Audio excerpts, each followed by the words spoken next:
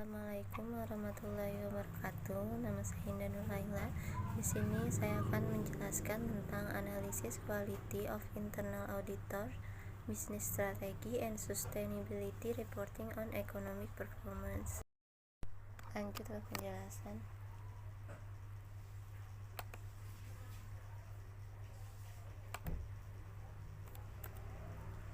Yang pertama, apakah yang menjadi motivasi atau isu, research gap atau fenomena yang sedang terjadi sehingga memicu penelitian ini dilakukan?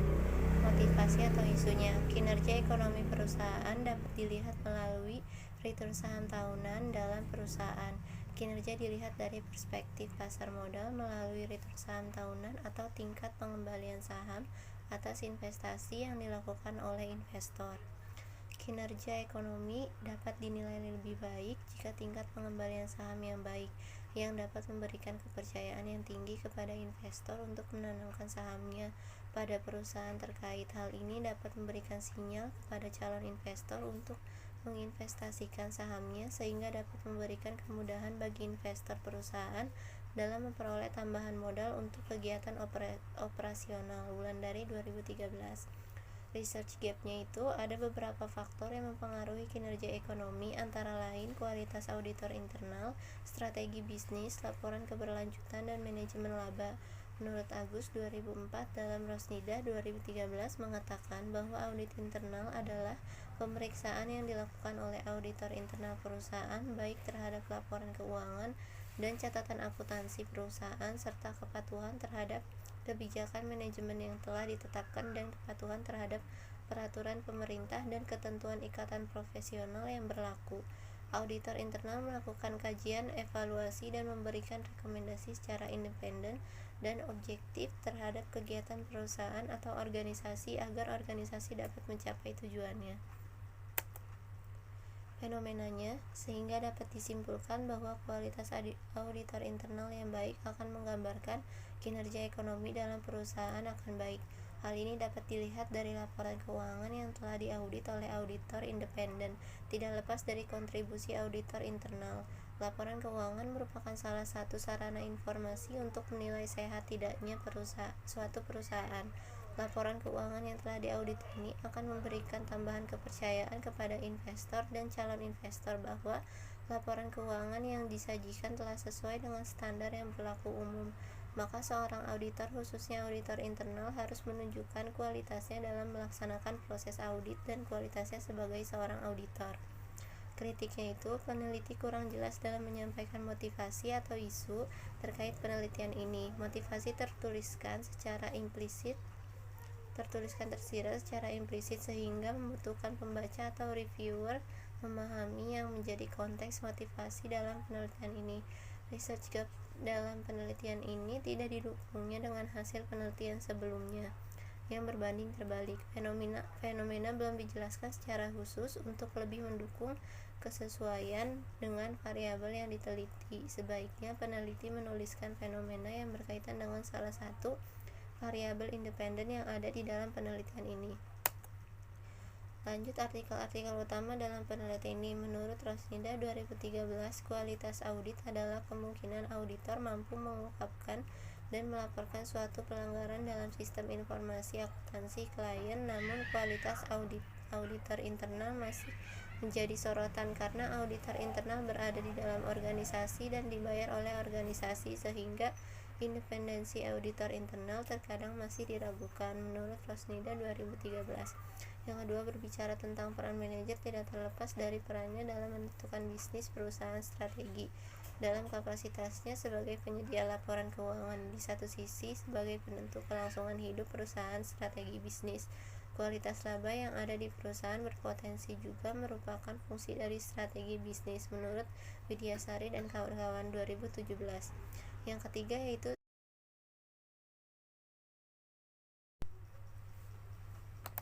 strategi bisnis perusahaan mempengaruhi semua aktivitas perusahaan karena semua bisnis aktivitas, proses, aktivitas operasional, dan transaksi yang dilakukan dan semua keputusan bisnis yang dibuat oleh manajer harus sejalan dengan strategi bisnis, menurut Arif Tiara dan kawan-kawan 2013. Kritiknya, peneliti sudah cukup jelas dalam menjelaskan artikel-artikel dalam penelitiannya.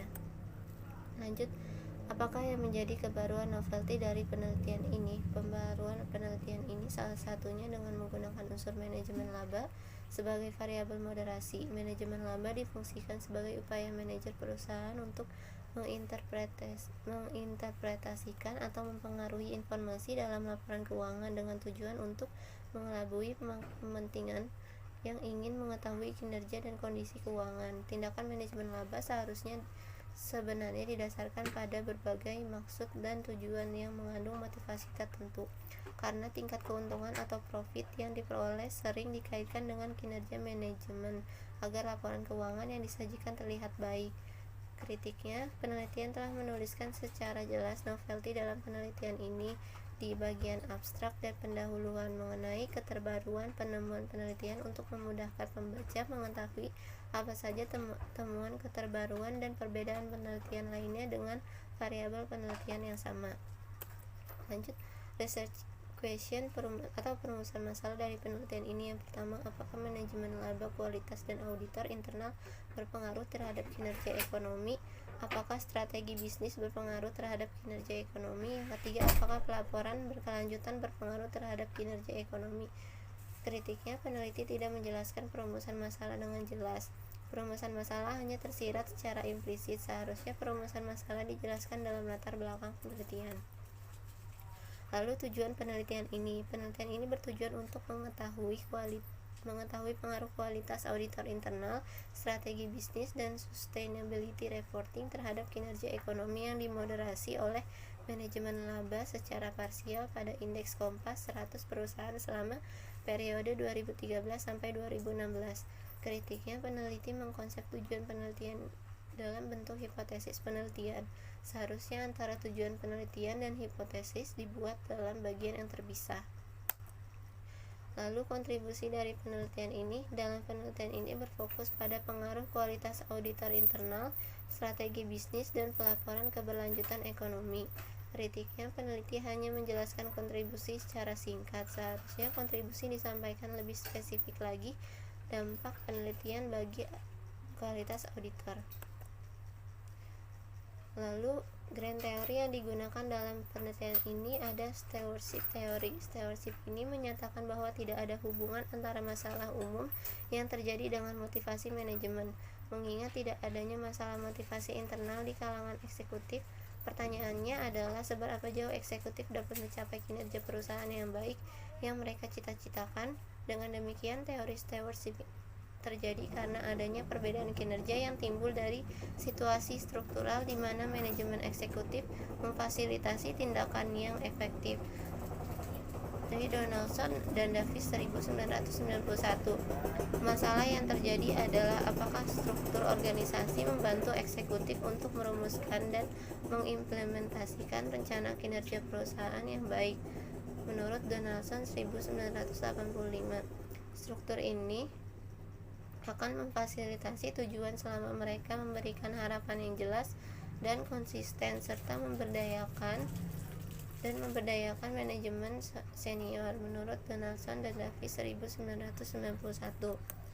Lanjut, yang kedua itu positive accounting theory. Pertama dikenalkan oleh Watts dan Zimmerman 1989 yang menjelaskan bahwa faktor ekonomi tertentu dapat dikaitkan dengan perilaku manajer atau pembuat laporan keuangan. Ada 3 hipotesis spesifik yang paling sering diuji adalah hipotesis rencana bonus, hipotesis utang atau ekuitas, dan hipotesis biaya politikal.